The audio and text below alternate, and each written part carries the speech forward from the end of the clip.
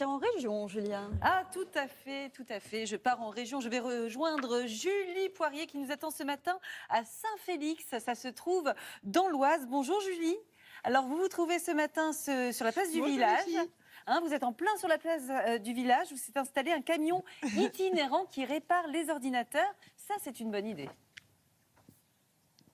Ah bah oui Julia, je peux vous dire, parce que chez nous on a tous forcément parfois des petits composants, regardez comme celui-ci, je l'ai récupéré.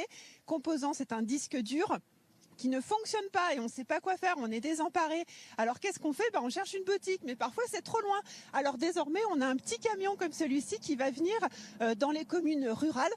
Alors c'est une première en France, pour l'instant ça existe uniquement dans l'Oise, 28 communes sont concernées et je peux vous dire que dès le matin, dès l'arrivée du camion, il y a déjà du monde ici. Mais c'est génial, mais comment ça marche Julie? En fait, si mon ordinateur ne marche pas, je le prends avec moi et puis je leur donne et je fais rien, c'est ça? C'est à peu près ça, Julia. Vous arrivez avec votre ordinateur sous le bras. Regardez, on va laisser Yann à l'intérieur commencer de prendre les clients en charge. Je suis avec Cyril, c'est vraiment ça. On arrive avec son ordinateur, son disque dur et dire qu'est-ce que je fais? Exactement. L'idée, c'est qu'on arrive avec son matériel, informatique ou téléphonie, et on vient au niveau du camion donner le matériel à Yann. Il fait un diagnostic, un peu comme un contrôle technique en 18 points, et il nous dit, voilà, il y a ça et ça qui ne va pas. Donc on va pouvoir changer éventuellement les pièces et repartir avec un ordinateur qui va fonctionner plus longtemps. Tout ça avec des prix très attractifs, on est bien d'accord. Oui, avec des prix adaptés justement à la ruralité où on sait que les moyens ne sont pas forcément les mêmes. Alors les clients, ils sont là depuis ce matin. Daniel, vous attendez depuis tout à l'heure avec votre petit sac. Qu'est-ce qu'il y a à l'intérieur? Alors il y a un disque dur. Qui n'est plus reconnu par l'ordinateur, donc je viens ici pour voir si je peux récupérer mes données. Voilà. Bon, c'est bien pratique d'avoir ça à quelques centaines de mètres de chez soi. Ah, tout à fait, oui, ça évite de faire 30 km, même peut-être plus, par 50 allers-retours, donc c'est toujours intéressant. Bon, je vous laisse vous faire prendre en charge par Yann, qu'on va aller voir dans quelques instants. Une nouveauté, Cyril, bien évidemment, regardez, on a Morgane, une jeune fille qui est là, c'est les téléphones aujourd'hui. Oui, depuis peu, on fait aussi les réparations et les assistances pour tout ce qui va être téléphone et tablette, puisque c'est un vrai besoin aujourd'hui pour tout le monde.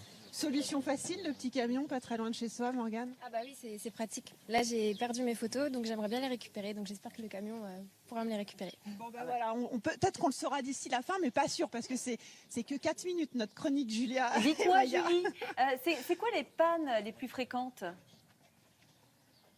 Ah, les pannes les plus fréquentes. On va poser la question à Yann. Allez, venez, je vous emmène dans le camion. Hop, Yann, bonjour. Alors, j'ai pas le droit de tester, parce que comme je suis un peu maladroite, on m'a dit non, aujourd'hui, vous n'allez pas réparer des ordinateurs. C'est quoi les pannes les plus fréquentes? Alors, généralement, à 80%, c'est les disques durs. Le disque dur à changer, voilà quoi.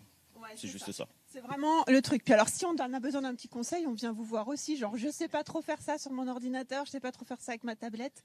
Tout à fait, je réponds à toutes les questions possibles. Bon.